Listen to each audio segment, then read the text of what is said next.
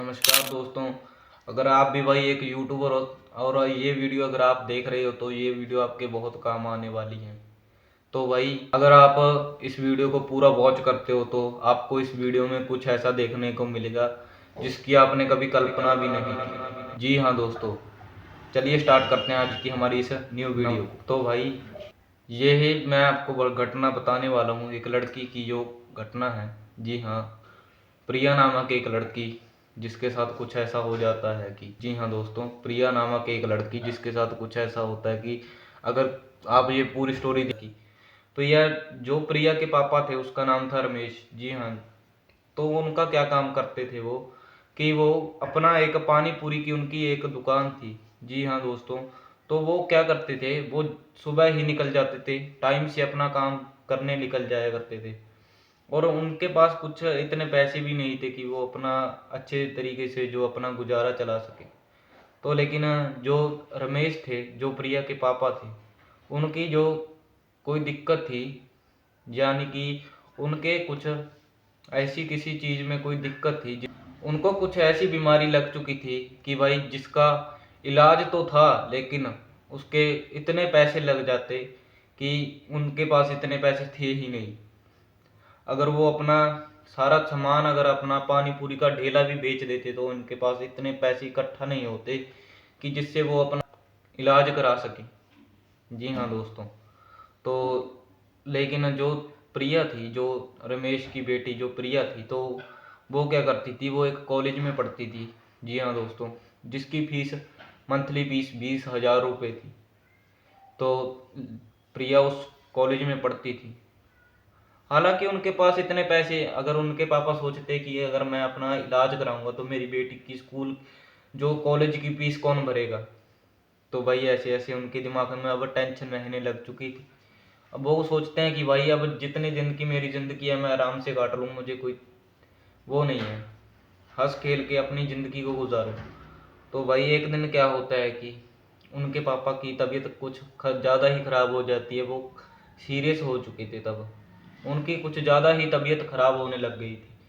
वो सोचते थे कि अब मेरा क्या होगा, अब कुछ मेरा हो नहीं सकता, या तो मैं इस दुनिया को छोड़ के चला जाऊंगा या मेरे साथ कुछ भी ऐसा हो सकता है, कभी भी मैं मर सकता हूँ। तो भाई ऐसे ऐसे वो उनके दिमाग में टेंशन रहने लग चुकी थी। हालांकि उनकी जो बेटी थी वो उनको भी नहीं बताते थे कि मुझे ऐसी ऐसी प्रॉब्लम थी। लेकिन कुछ दिन की बात है कि वो सोए हुए थे, लगभग रात का 11-12 बजे का टाइम था। वो सोए हुए थे, उनको ऐसा लगता है कि भाई अब तो कुछ होने वाला है मेरे को। तो वो अपनी बेटी को भागकर आवाज़ देते हैं कि मुझे एक पानी का गिलास चाहिए। तो वो अपनी बेटी से एक पानी का गिलास मांगते हैं और वो पानी पीते पीते वहीं पर दम तोड़ देते हैं अपने बिस्तर पे। तो भाई जो अब उसकी रमेश था वो अब इस दुनिया को छोड़कर चला गया था, लेकिन जो प्रिया थी वो अब अकेली रह गई थी। तो भाई अब वो अकेली रह गई थी। तो वो अकेली बैठी सोचती थी कि अब मेरे क्या होगा, मेरे पापा भी अब चल बसे इस दुनिया से। तो वो सोचती है कि जो मेरे पापा काम करते थे, जो पानी पूरी का जो ठेला चलाते थे, अब मैं भी वही चलाऊं। तो उसके दिमाग में कुछ ऐसा आने लग चुका था। तो भाई वो अगले दिन क्या करती है, वो अपना सामान को इकट्ठा करके समेटती है, जो सामान बचा था वो उसको लेकर चल देती है और मार्केट में वो ही डेली का काम करने लग चुकी थी। वो सोचती थी अगर मुझे पहले पता होता कि मेरे पापा की हालत इतनी डेंजर हो चुकी थी तो भाई मैं स्कूल जो कॉलेज थी वो अपना छोड़ देती और जो 20-20 हज़ार रुपये बचाकर मैं उनका इलाज भी कर सकती थी, करवा सकती थी। तो ऐसे ऐसे वो सोच रही थी वो।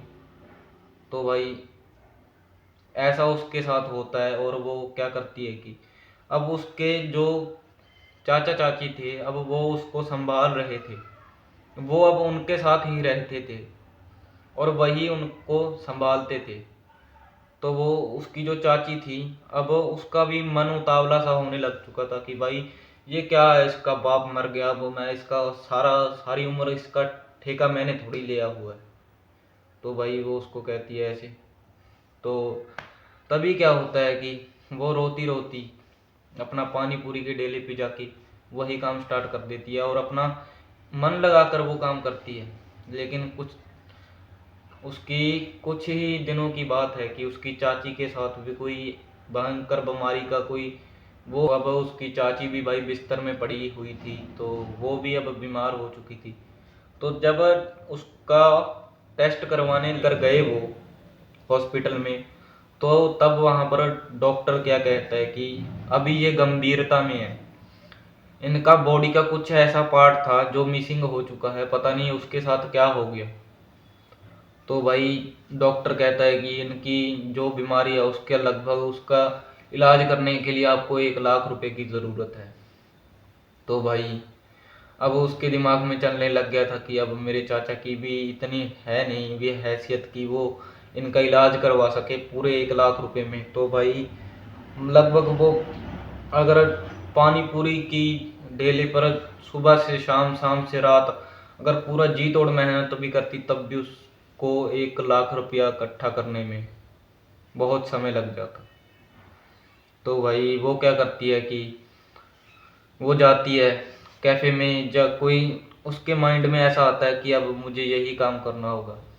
तो लगभग जो अब वो किसी गलत रास्ते के ऊपर चलने लग चुकी थी।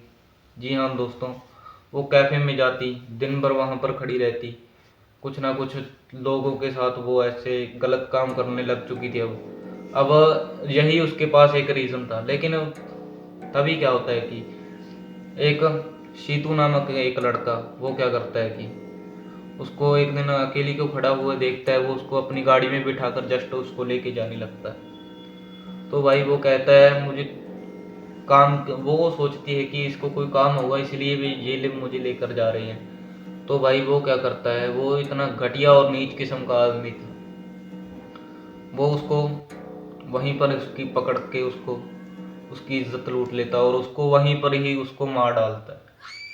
तो लेकिन अब उसके साथ क्या होता है कि तो वो जब उसको मार देता है तो उसकी चाची दम तोड़ देती है। जब उसको सुन लगता है कि अब वो बच्ची के साथ कुछ ऐसा हो गया, तो वो उसकी चाची वहीं पर ही दम तोड़ देती है। और कुछ ऐसा हो चुका था उनके परिवार के साथ। तो भाई मैं होप करता हूँ कि आपको ये स्टोरी अगर अच्छी लगी हो तो एक लाइक, कमेंट, शेयर और सब्सक्राइब करना मत भूलना। तब तक के लिए मिलता हूँ आपको किसी नेक्स्ट वीडियो में। जय हिंद दोस्तों, वंदे मातरम।